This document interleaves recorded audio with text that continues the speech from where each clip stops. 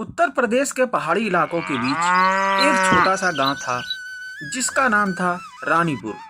यह गांव छोटा जरूर था, लेकिन यहाँ के लोग मेहनती और ईमानदार थे। गांव में ज़्यादातर लोग खेती बाड़ी या मजदूरी करके पेट पालते थे। गांव के बीच एक पुराना चौक था जहां शाम को लोग बैठकर बातें किया करते थे। उसी चौक पर एक बड़ा ढाबा था, राजा ढाबा। यह ढाबा गांव के प्रधान राजा लाल का था। प्रधान के चेहरे पर हमेशा मुस्कान रहती, लेकिन दिल में लालच भरा था। ढाबे में चिकन, मटन, पराठे, मिठाई सब मिलता था, मगर दाम इतने ऊंचे कि गरीब आदमी पास भी नहीं भटक सकता था। एक दिन शाम के वक्त गांव के मजदूर हरी और पप्पू खेत से काम खत्म करके लौट रहे थे। दोनों के पेट भूख से गुड़गुड़ा रहे थे। हरी बोला, चलो पप्पू, आज कुछ ढाबे पर खा लेते हैं, घर जाने में देरी हो जाएगी। पप्पू बोला, अरे छोड़ो भाई, वहाँ तो एक प्लेट दाल भात के 200 रुपए मांगते हैं। इतने में तो घर का राशन आ जाए। हरी बोला, चलो सिर्फ आज खा लेते हैं। दोनों ने लंबी सांस ली और आगे बढ़ गए।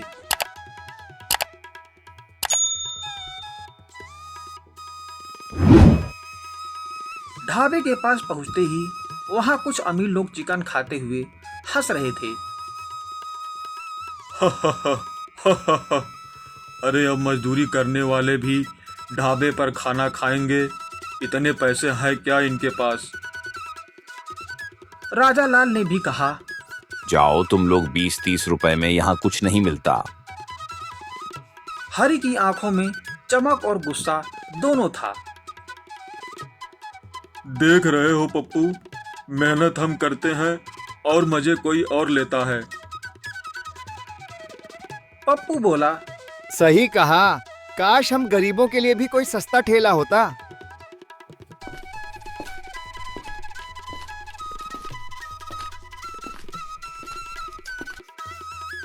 गांव वाले भी ढाबे को देखते हुए बोल रहे थे, हमारे नसीब में नहीं है ढाबे पर खाना।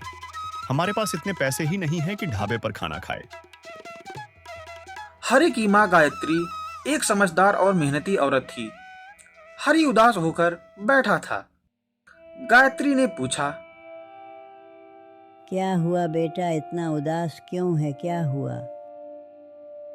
हरी ने माँ से कहा, माँ, क्या हमारे पास थोड़ा पैसा है? गायत्री ने पूछा, क्यों बेटा, क्या करना है? माँ, मैं और पप्पू ठेला लगाना चाहते हैं, खाना बनाएंगे, लेकिन गरीबों के लिए सस्ता और अच्छा। गायत्री की आंखें चमक उठी। बेटा, दूसरों के भले में जो काम हो उसमें भगवान खुद मदद करता है।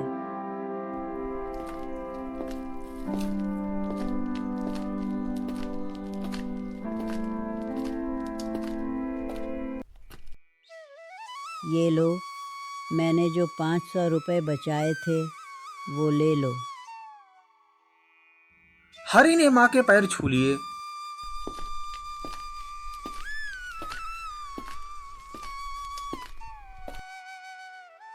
अगले दिन दोनों दोस्तों ने गांव के लोहार से पुराना ठेला खरीदा। सुबह के 7 बजे ही हरी और पप्पू काम में लग गए। दोनों ने मिलकर चिकन बिरयानी बनाना शुरू कर दिया। सारी खुशबू पूरे चौक में फैलने लगी। पास के खेत से लौटते मजदूर बोले, अरे कैसी लाजवाब खुशबू आ रही है। हरी मुस्कुराते हुए बोला, भाई, आज हम गरीबों की चिकन बिरयानी का स्वाद चखो, सिर्फ 40 रुपए में पूरी थाली चिकन बिरयानी। सभी मजदूर चौंक गए।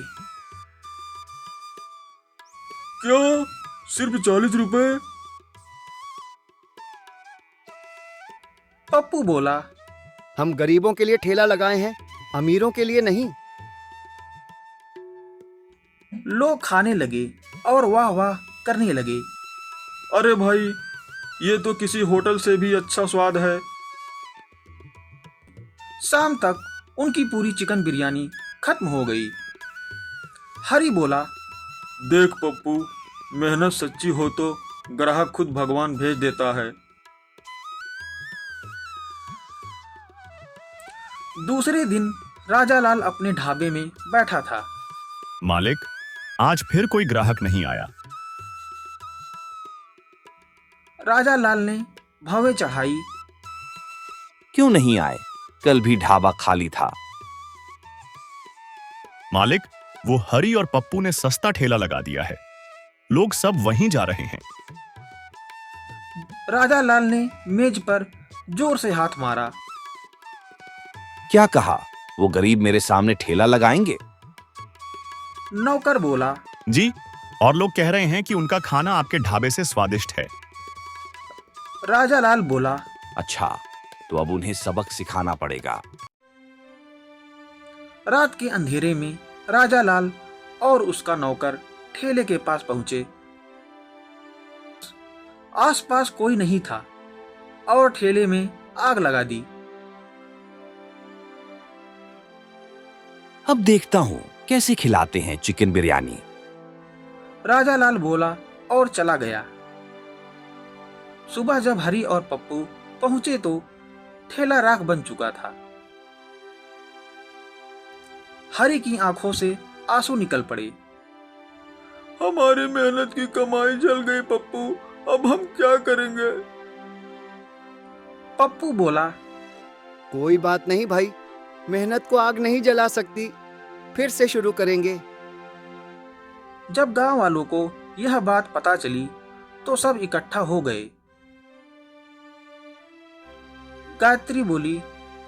जो दूसरों का भला चाहता है, भगवान उसे कभी भी हारने नहीं देता।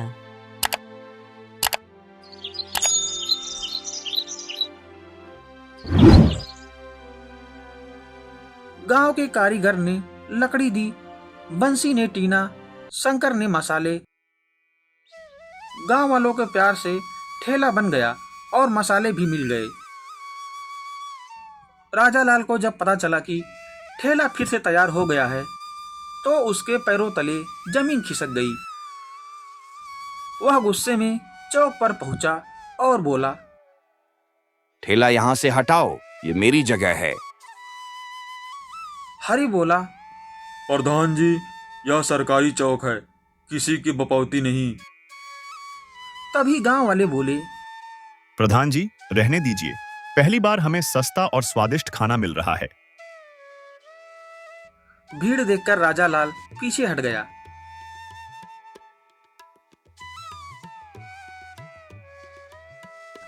लोगों ने ठेले से खाना खरीदा और ठेले के सामने इतनी भीड़ लग गई कि रास्ता बंद हो गया। अब हर दिन हरी और पप्पू का ठेला लोगों से भरा रहता। पास के गांव से भी लोग आने लगे। राजा लाल का ढाबा खाली पड़ रहा। एक दिन राजा लाल खुद ठेले पर आया और बोला। हरी, पप्पू, मुझे माफ कर दो, मैं लालच में अंधा हो गया था। तुम दोनों ने दिखा दिया कि सच्चाई और मेहनत सबसे बड़ी ताकत होती है। हरी बोला। प्रधान जी, देर आए दुरुस्त आए। अगर आप सच में गांव के लिए कुछ करना चाहते हैं तो हमारे साथ आइए। राजा लाल बोला। क्या मतलब? हम ठेले को बड़ा बनाकर एक होटल बनाना चाहते हैं, लेकिन ऐसा होटल जहां गरीब भी पेट भर खा सके।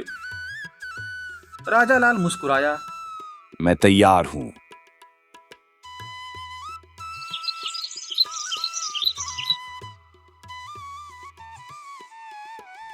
6 महीने बाद गांव में एक नया होटल बना। रानीपुर परिवार की शान। अब वहाँ हर गरीब मजदूर किसान और बच्चा 30 रुपए में भरपेट खाना खाता। हरी, पप्पू और राजा लाल तीनों मिलकर गांव के युवाओं को काम देने लगे।